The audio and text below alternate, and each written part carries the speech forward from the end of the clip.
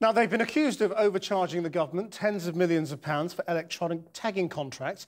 Now, the Serious Fraud Office has been called in to investigate the private security firm G4S.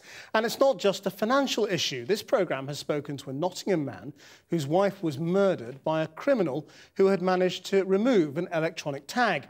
Today, he told this programme frontline law and order should not be left in the hands of private contractors. As Siobhan Kennedy reports.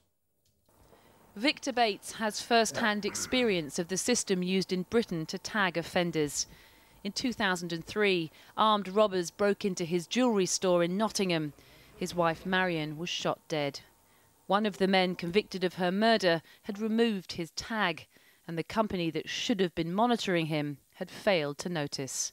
Contractors should not be allowed to run in the course of justice. They're just not up to it. The contractor in this case was Serco, paid by the government to run the tagging system. The same Serco ministers claimed yesterday had overcharged by tens of millions of pounds for tags no longer in use. How did that make Mr. Bates feel? The blood started to boil. And then, of course, the thing is, the old thing, I told you so, came very quickly to mind. And, but I was really angry that all 9 years have gone by and nobody has stopped this farce of tagging.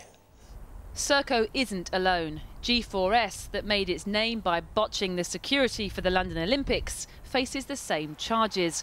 But while Serco has agreed to open its books to investigators, G4S has refused. I came here today to the global headquarters of G4S to ask them about the allegations, but nobody here wanted to talk to me. They maintain, though, that they've done nothing wrong. They say that they raised the issue around the tagging system to the Ministry of Justice and say that they're fully cooperating. But if that's the case, why won't they talk? And why have they refused the additional forensic investigation the government has asked them for? But the government suspects something, so it's referred G4S to the Serious Fraud Office for potential criminal behaviour. The politicians aren't talking either, busy with two probes into the affair. One into claims officials knew about the flaws in the system, but did nothing. If that all sounds like a big mess, it's because it is. More evidence today from a former offender who had his tag removed by Serco, but the police repeatedly went after him because they hadn't been informed.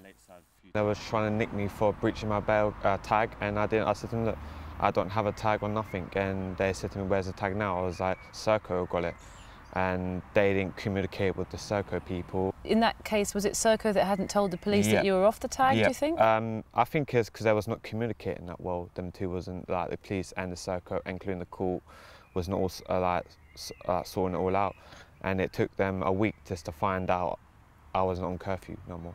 Lawyers say examples like John's are common. I believe it's a lack of communication whereby systems are not being updated, and this is creating situations whereby clients are being tagged when they shouldn't be. And there are situations where clients are no longer subjected to a tag, but yet are still being picked up. So tonight, at least 4 investigations, allegations and counter-allegations, and a major question mark over the government's stated strategy of privatising key public services.